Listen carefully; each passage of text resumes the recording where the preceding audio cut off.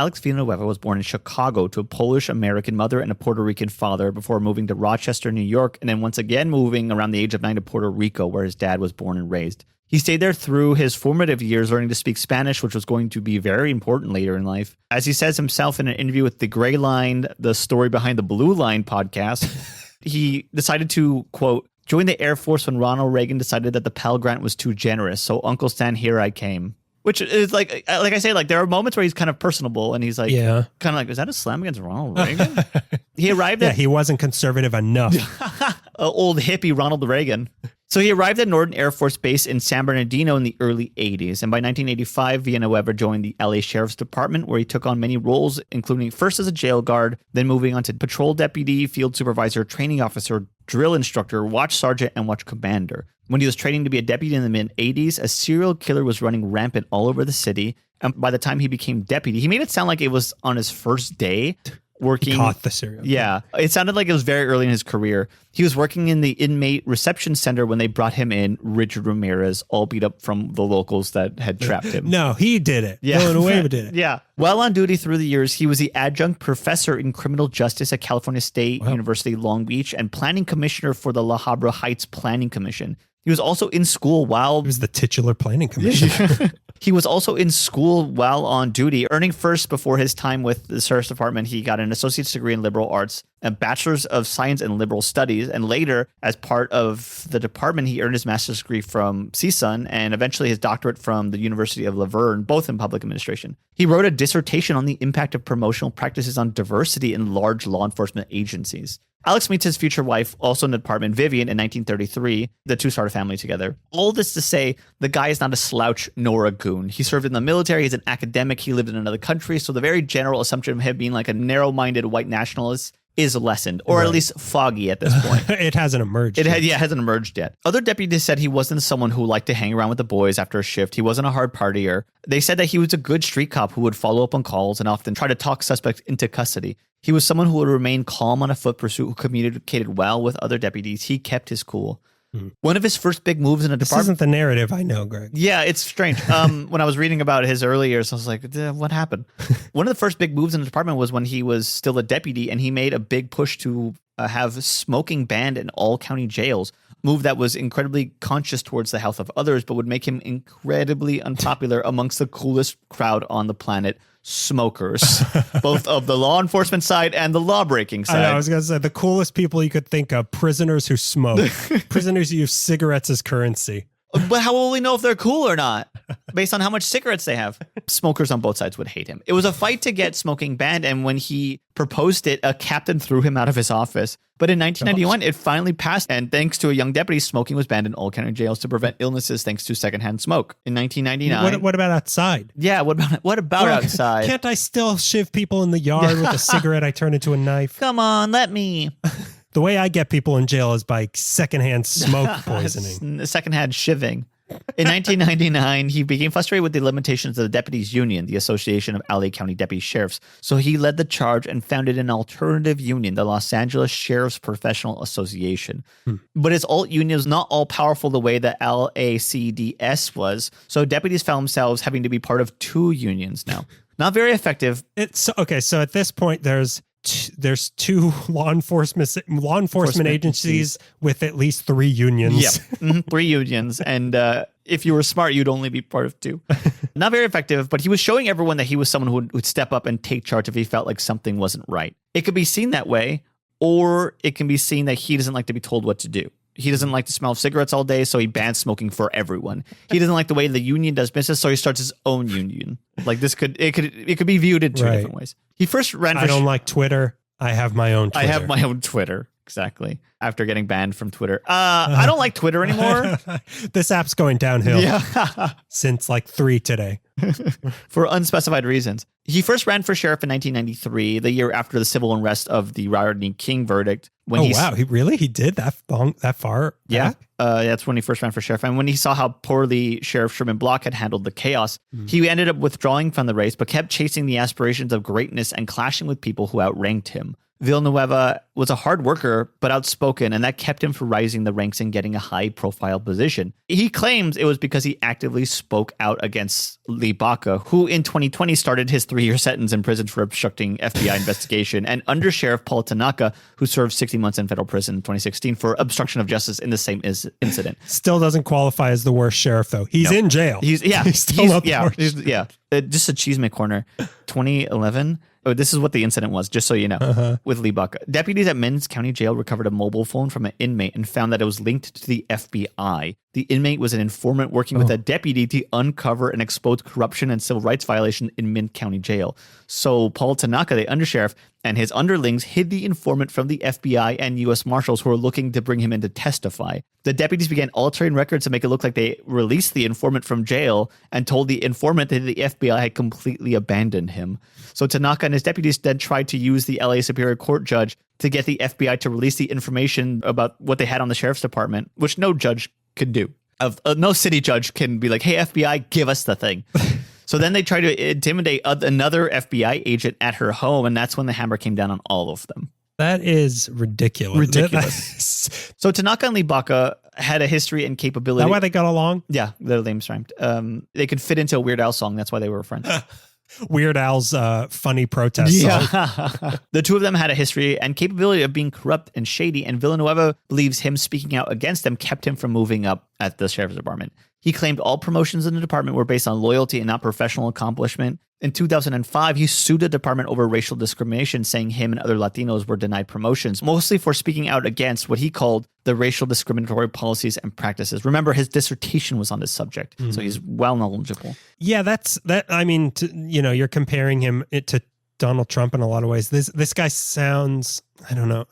When I don't want to compare bad politicians who do bad things but are good at being politicians, I think he's more like Ron DeSantis. Right. Who Maybe knows how to play the game and has he's an actual politician. Yeah, and I was going to say has intelligence, but I don't know if he really does. This Villanueva sounds like he's intelligent. Yeah. No, I'm not taking that away from him. He's just his ego's so big. Right. Well, he's a sheriff. He's like that. Yeah. And it switches on a dime too. Well, yeah, when you join an organization that's all about who can wear the 5 stars. Yeah, really. You are only going to attract people with egos. I was gonna be at LAPD, but that's only 4 stars, right. And I want 5 stars. I want to tell the police chief what to do. I want to arrest the police chief one day. That's the FBI's job. Oh no, Interpol's here. Yeah, the Interpol arrests the head of the FBI. Into 2010s, after being passed up on promotions and making enemies with the upper crust of the department for some time, he began looking into government roles. In 2015, he ran unsuccessfully for a seat on the La Habra Heights City Council. After Lee Baca was out as sheriff, John Scott finished his term, and the position of LA County Sheriff was put on Jim McDonald. Right. Jim McDonald's not criminally insane, but he had one thing going against him. During Trump's reign as president, Jim McDonald took a hard stance against immigration, often siding with ICE. He was against California being a sanctuary state, and he would allow immigration to deport prisoners who are not citizens. I remember all that happening. He was so pro-ICE. And this is Los Angeles, a city where many people are connected to a non-U.S. citizens living in the country. So with Trump's anti-immigrant rhetoric stirring everyone up, it put citizens in a mindset to be extra vigilant and super defensive about immigration on either side of the issue. I remember at work, even, for those who don't know, I work for the library, but I won't tell you which one because it's a lot of them. Yeah. I'll just throw, I work at the San Pedro one, so go there. I remember when that was happening, the library even told all of us that if immigration comes into the library, you do not help them. Yeah. You cannot tell, they even tell this for the police. If the police come in saying, what's this person's, they just scan their library card. You don't tell them anything. Yeah. You cannot tell them anything. I dig the library so much. In theory, on in paper. In theory, on yes. Paper. Working there. Less so. but yeah. In theory, it's such a democratic. Right. It's socialist. They are good about that sort of thing, and I won't take that away from them. Yeah. I'll take a lot of other stuff. Bed bugs. I'll give them bed bugs. Yeah. Oh, I love their bed bugs. The bed bugs at the library are so well read. You will meet the craziest homeless people if you hang out at the library long enough. The bed bugs will only hang out in their finest literature, the spine of your finest books. Whatever book you need, you can find the biggest bed bugs in them. Because there was a threat. It was scary in the city for a while because a lot of people in the library go there to become citizens, and ICE knows that. So like this, I never saw this happen. I don't even know if it did happen in the library. But the threat of it happening and having the to be warned. possibility that it could. Yeah. We had to be told, do not help them. Yeah. It was, I mean, it's always constantly scary for undocumented people. But I remember that time it was stirred up so much into a frenzy that it like everyone was sort of talking about it. Yeah, I remember that. Yeah. I remember even because like we know people who don't have who aren't citizens. We were thinking like, well, like, do we have to hide them in our attic? Like, is ICE gonna be raiding our apartment, kicking down doors? So when Villanueva decides to run, it gets everyone's attention. Even his last name was enough to perk up the ears of voters who were tired of old white dudes calling the shots. Villanueva, he's only a half of an old white dude. Villanueva lived a large portion of his life in Puerto Rico. If he was elected as LA County Sheriff, he would be the first Spanish-speaking sheriff since Martin Aguirre in 1890. The last Spanish-speaking sheriff since two non-Spanish-speaking people could even pronounce. For someone who would cry woke at every disagreement later, he was running on a lot of identity politics. Yeah. He was running on like, look at my last name. I speak Spanish. Vote for me. Like he was running on that. Villanueva running as LA County Sheriff was a hard sell though, because he had no previous senior law enforcement experience. I think he was a lieutenant, the highest role he got. He was. I don't even know. Is that good? Is that lower than the general sheriff? All other county sheriffs since 1921, when William Traeger took the spot, replacing John Klein. Same thing. William Traeger also the last time that someone ran with no senior law enforcement experience. Villanueva was also running on a Democratic ticket with which no candidate for sheriff of LA had done for 138 years. McDonald now had to campaign for his seat. He wasn't expecting that. Right. Yeah. And like we talked about. I could go for McDonald's right now, as we were talking about. But like we were talking about with him running as a Democrat, like I voted for him. Yeah. I'm embarrassed to say I voted for him the first time because he was marketed and he said like, I'm going to be progressive. Yeah. I'm going to change things. I'm a Democrat, and boy, oh boy, did we not look into that? I mean, really, like talking about his no experience, there really just wasn't a lot of information about him. So him presenting himself as like, this is my last name. I speak Spanish. I've worked for the department for this long. I was in the military. I'm an academic. Like, if that's all we really knew about him beyond no reputation was brought up. So we were like, okay, well, let's see what this is like, and we found out. Let's try something new. New is as bad as old. What's old like? Oh boy, so good. So new and old are bad. The fact that there was now running for the position shocked everyone, but it seemed like a David and Goliath story. Like McDonald was experienced. The McDonald or McDonald? McDonald. You keep saying McDonald, and it's making me hungrier every single time you say it. You don't even like McDonald's. I like McNuggets.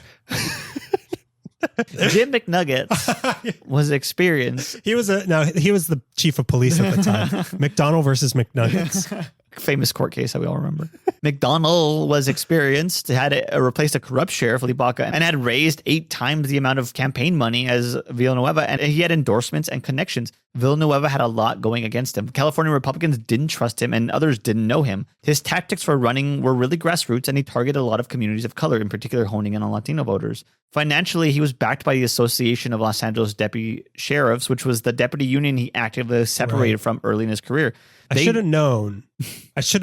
Like when I see that there is a strong union with a bad reputation, I'm not going to name names, but there's, I guess, 3 in Los Angeles. If I see that a candidate is backed by that, I don't vote for them. So I should have known. Yeah, you should. I should have known. You should have known. We should have. And he won by 1 vote, right? He was a single vote. And it's weird in this region, too. I know. Isn't that weird?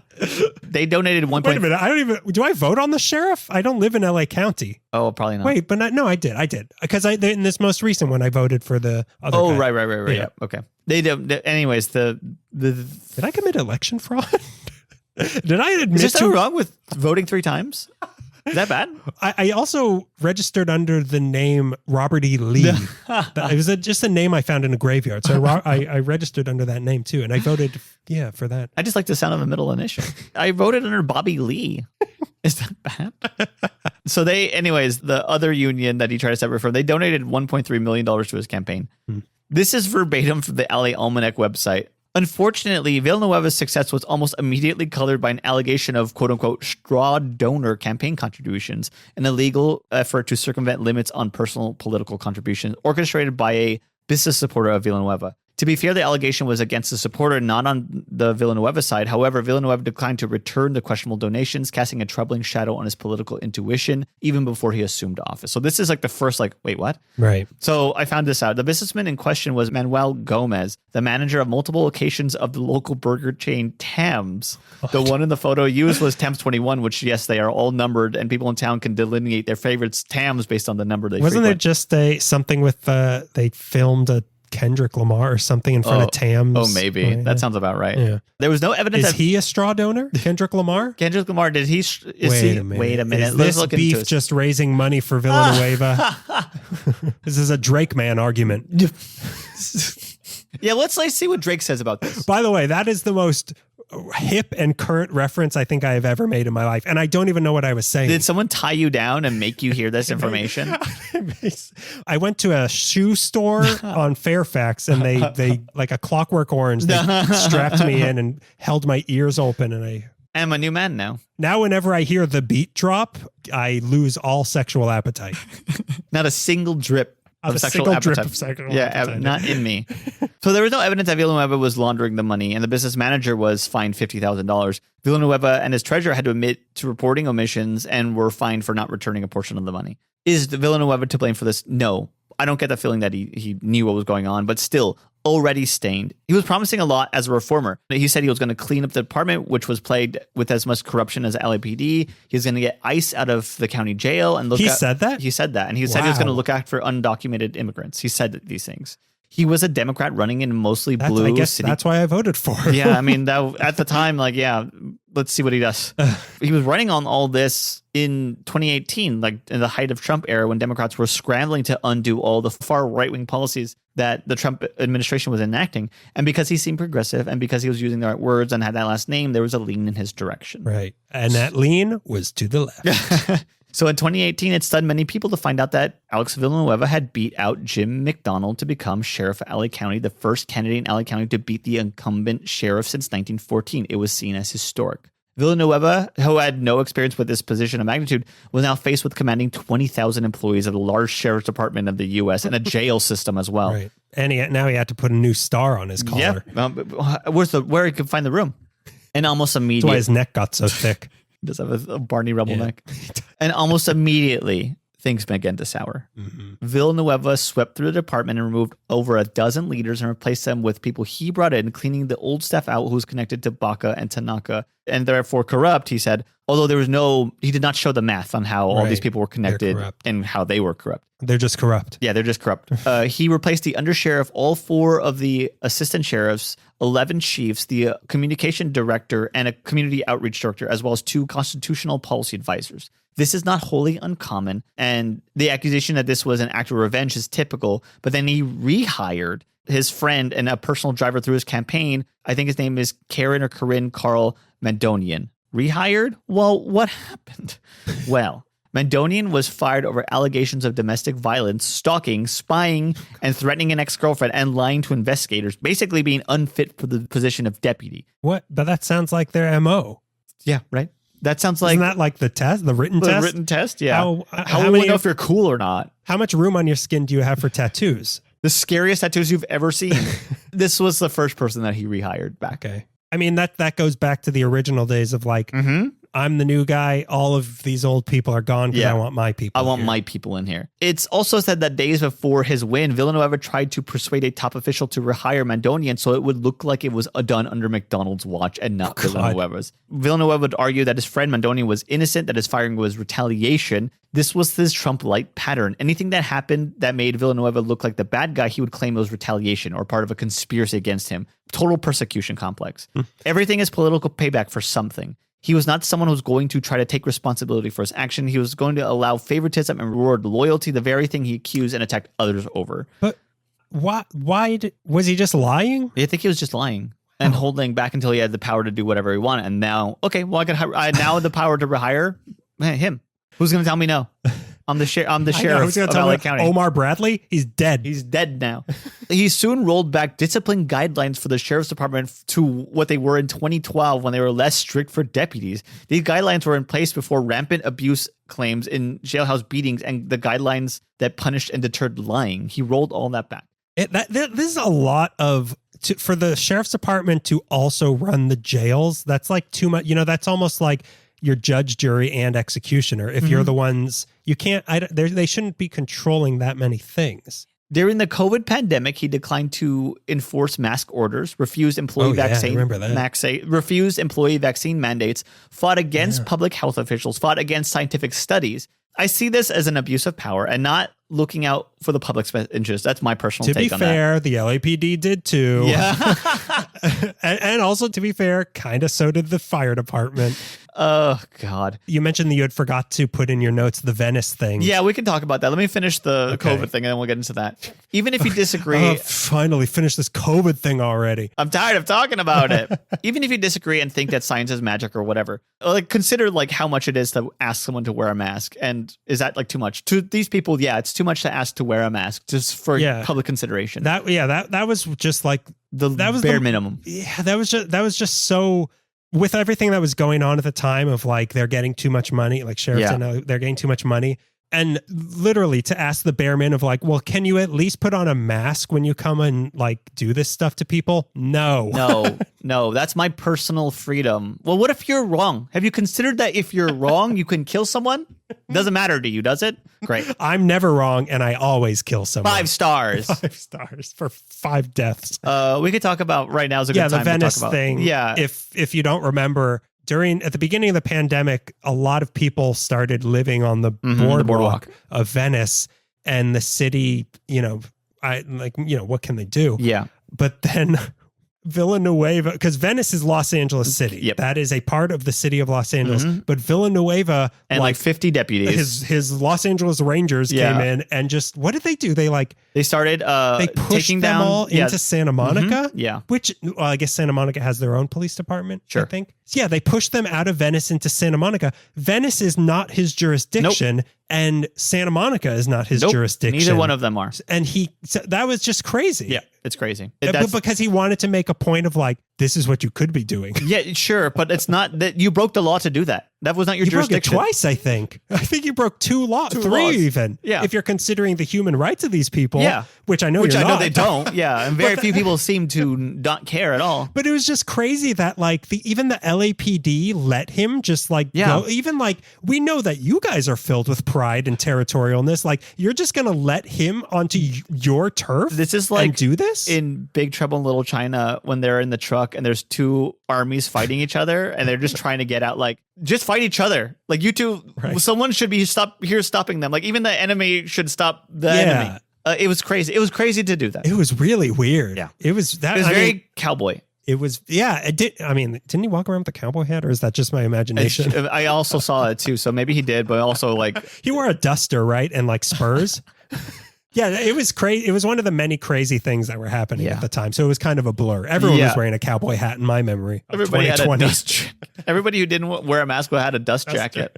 In 2021, Measure R passed in Los Angeles, authorizing a sheriff civilian oversight commission to reduce jail population. He refused to help, even when subpoenaed. He refused to recognize any subpoenas given out to his department. His argument was, quote, since the Board of Supervisors has already spent over $1 million suing itself and their own sheriff, Measure R will open the floodgates for many more ill-advised lawsuits designed to seek documents that are not legally available for public release. This is simply weaponizing oversight as a way to politically bash the LASD.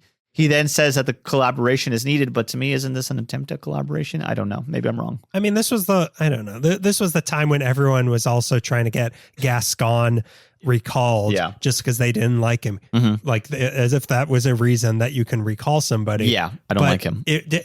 I don't know. It's Gascon and Joe Biden of all these people of we got to get rid of these. Yeah. These are 2 of the most mildest, middle of the road people. Yeah. And they're trying so hard to do something that isn't legally allowed to do. Yeah, but they love the other guy. He called himself an honest man. Crazy time to be alive. He called himself an honest man in a den of thieves. Of course he did.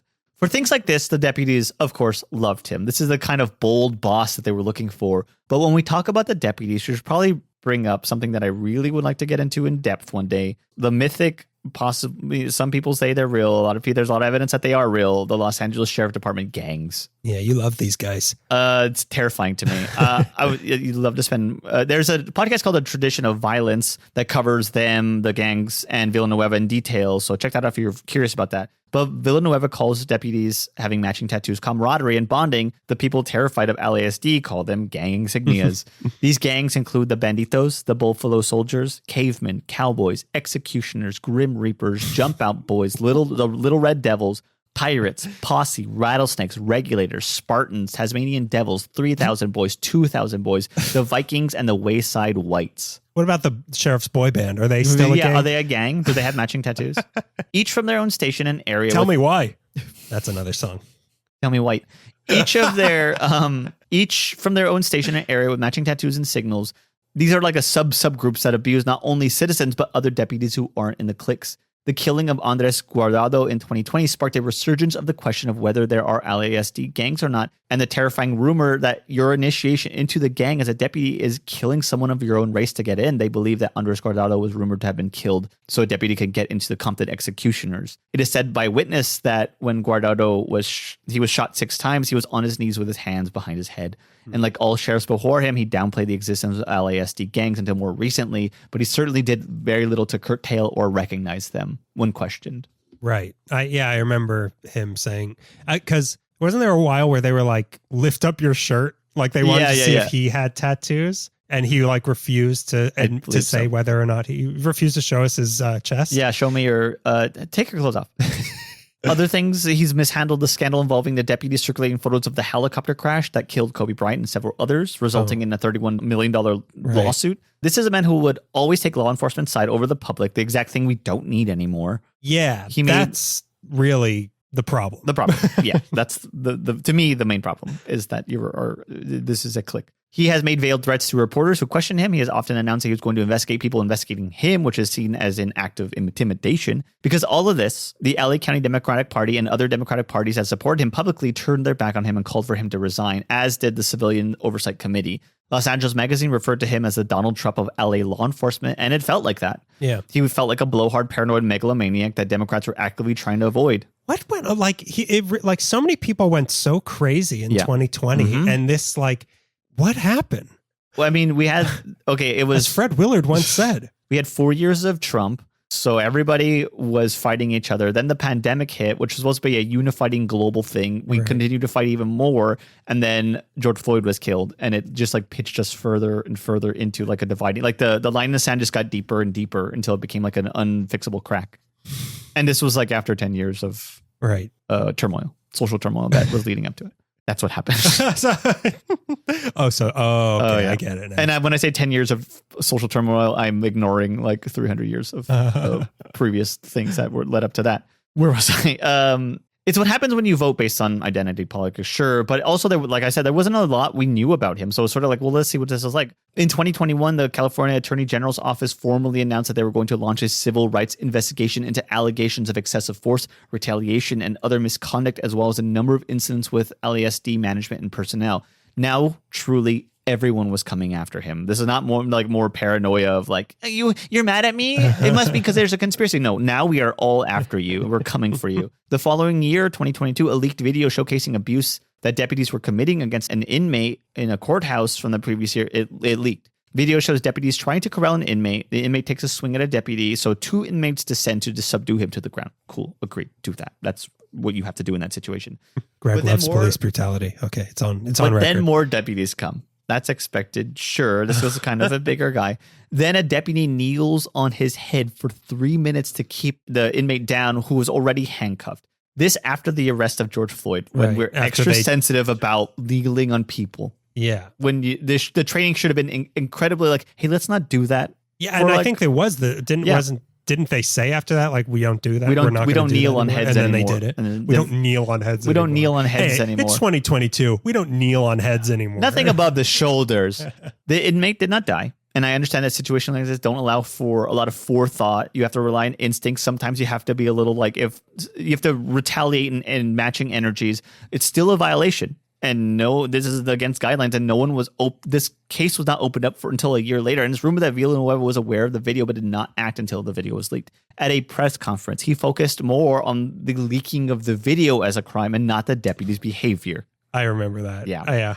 He then used he was saying, I'm going to find who's responsible for leaking this video. He then used large graphic images to show the crowd who the enemies he thought who were behind the leaking of the video, which included Eli. Journalists, right? Journalist. He said he blamed Eli Vera, who's running against him, to be sheriff, Max Huntsman, the sheriff's inspector general, and Eileen Techmedian, the LA Times reporter who broke the story. There was a huge... And didn't he like list their addresses or something? Yeah, he did something like that. I for sure like showed images and said like this is where they worked and stuff. I don't know about the address thing, but that sounds like it wouldn't be far off. It wouldn't be also hard to find for a disgruntled sheriff to find. There was a huge backlash. Deputy, sorry. Deputy, sorry.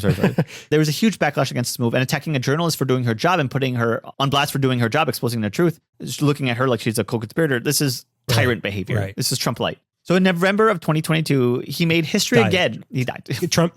Diet, I said. Oh, diet, yeah. Trump zero, yeah. In 2022, he less calories. So we all are kind of eyeballing it. He made history again when he lost his bid for re-election, serving one tumultuous term and losing to a former Long Beach police chief, Robert Luna. Yeah. That same year, Measure A passed, amending the county charter to grant the Board of Supervisors authority to remove the elected sheriff from office for cause, including a violation of law relating to a sheriff's deputies, his duties, flagrant or repeated neglect of duties, misappropriation of funds, willful falsification of documents, or obstructing investigation by 4/5 of a vote by the Board of Supervisors after a written notice and an opportunity to be heard. When the charter of the city is rewritten after your term, behavior, like that's how you know, like, you screwed up. You did pretty bad. Now nobody after you can be as bad as you. They have to work harder to be as bad as you were. They have to control the city the Board of Supervisors. He's now a right-wing media darling and is suing LA. He? Yeah. And he's now suing LA County for alleging being on a do not rehire list by Max Huntman, the inspector general. He lost his bid to be the LA County supervisor in March. Oh, gangs don't exist in the sheriff department, but a do not hire list does exist. Does exist, yeah. He lost his bid to be the LA County supervisor in March. He has denied the validity of those election results. Trump-lite. He lost the LA County supervisors to Janice Hahn, the daughter of Kenneth Hahn and brother to former Mayor James Hahn. Well, Janice has been... Jan. OJ? Yeah. JH? Yeah. OJ. Yeah. She's been a supervisor for a long time. Yeah, she's been, and rightfully so. I think, maybe there's something bad she's done. I actually have not looked From what I can tell, she seems pretty good. Yeah. Her dad was good. Villanueva called Janice and James Hahn Nepo babies. Trump-lite.